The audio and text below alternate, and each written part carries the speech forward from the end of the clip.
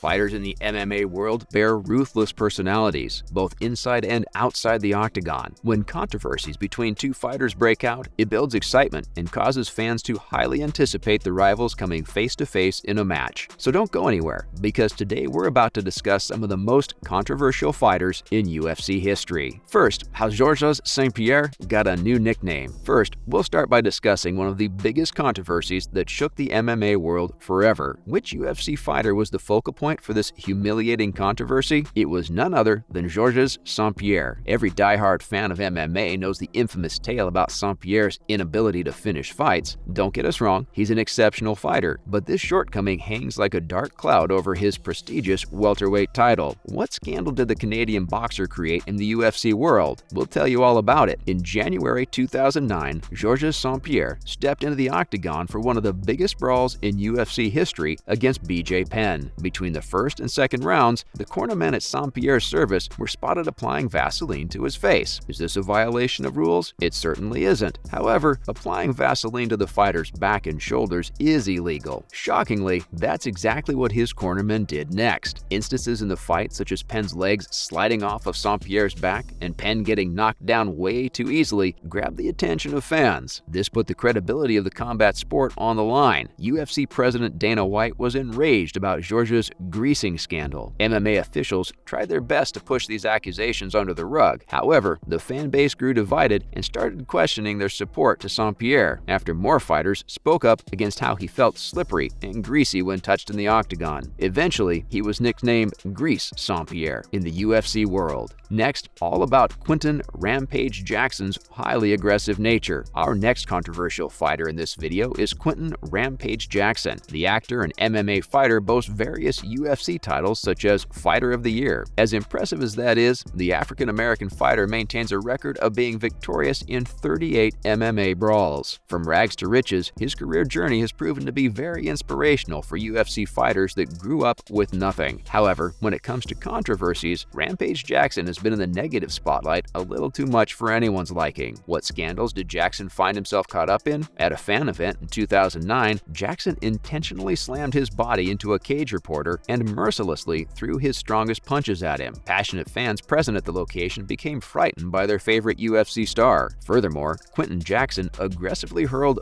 vulgar abuses at the famous sports reporter Karen Bryant and tried assaulting her. Wondering if there's more to add to his name? Yes, there is. In addition to these acts, Jackson acted out a misogynistic and terrifying skit that showed him sneaking up on women and trying to drug them in a parking lot. Lastly, the biggest controversy on his record is a hit-and-run case. What did the authorities do about Jackson? The UFC fighter spent 3 nights in prison after being pressed for charges of reckless driving and injuring a pregnant woman. Keeping these events in mind, it's crazy how the MMA fighter still has fans and a whopping net worth of $12 million.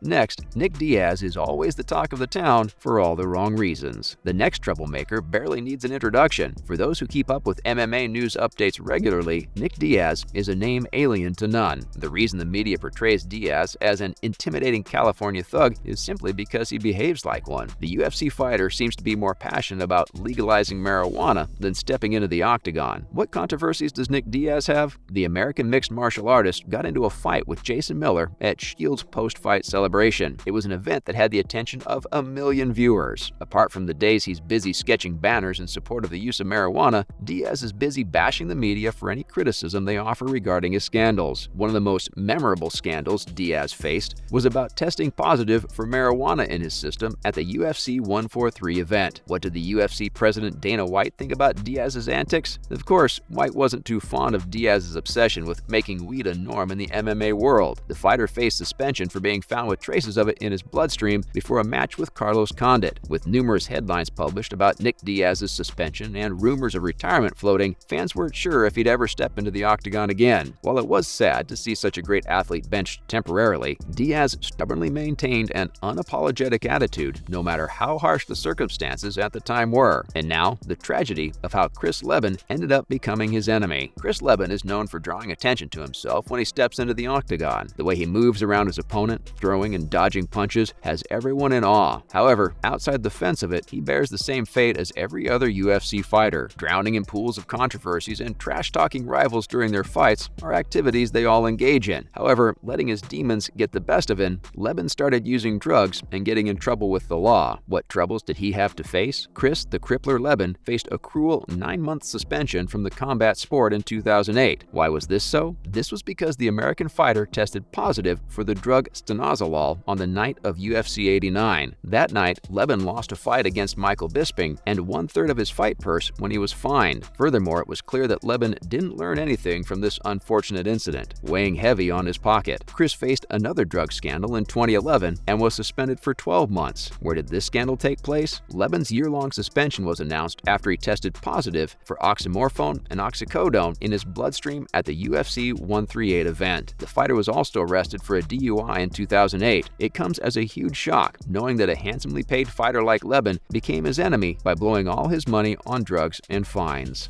Next, Colby Covington crosses all limits by bashing the BLM movement. We're glad to have you hooked because we're about to unravel one of the craziest moments in UFC history. The next controversial fighter on our minds is Colby Covington. Love him or hate him, he's least bothered by it. Colby's razor-sharp tongue spews words that cut like a knife. On the night of UFC Vegas 11, Covington dug his own grave at the podium by trash-talking unnecessarily. What did the 34-year-old fighter have to say? After winning the match against Woodley that night, Covington began to bash the Black Lives Matter movement. Further, the fighter accused Woodley's support of the movement of being fake and repeatedly shouted that criminals shouldn't be allowed to live in America. All UFC fans cheering for him grew silent as other fighters, officials, and journalists were stunned by Covington's ignorant and racially charged comments. Oh, but it doesn't end there. Colby proceeded to berate Tyrone Woodley by saying that his rival only took an interest in the movement to cater to his communist views. Covington called the BLM movement a circus joke and went on to further humiliate Woodley by calling him an anti-American that night. Astonished by the lack of self-awareness Covington had, his immature and disrespectful rant faced criticism by many MMA writers and fighters. Colby faced several issues with endorsements, such as Reebok and DoorDash, who refused to associate themselves with a racist. Covington's unacceptable attitude reminded many of Mike Perry, a fighter that found joy in using racial slurs. Up next, Conor McGregor hurls offensive remarks towards Khabib Nurmagomedov. Knowing how vast the platform of combat sports is, one should always keep their words in check whether they are inside or outside the cage. On the night of UFC 229, Conor McGregor attacked Khabib Nurmagomedov's religious beliefs in front of the whole crowd. Even if this was a way to generate controversy that would give McGregor his 5 seconds of fame or distract Nurmagomedov from the brawl, it was simply unacceptable. What did McGregor say that was so hurtful? It all started with Khabib provoking Conor to mess with his concentration in the octagon. However, the way Conor responded was brutal. McGregor countered Khabib's taunts by degrading Khabib's achievements, bashing his family members, and degrading his religion by referring to him as a terrorist. We all know that the MMA world is full to the brim with fighters belonging to numerous races, religions, and ethnicities. Why would McGregor stoop so low? When Conor's team was approached and inquired as to why they didn't stop him from making a fool out of himself, they had no response. How did UFC President Dana White react to this shocking incident? Watching the verbal fight between the two fighters grow more intense, White planted himself between the two, acting as a barrier and saying nothing. Even though no one stopped the fight at the moment, McGregor got his well-deserved lashings from various MMA writers and journalists. That's a wrap for this video. We hope you liked it. Which UFC fighter do you think is the most controversial? Let us know your thoughts in the comments. Don't forget to hit the like button. Thanks for watching.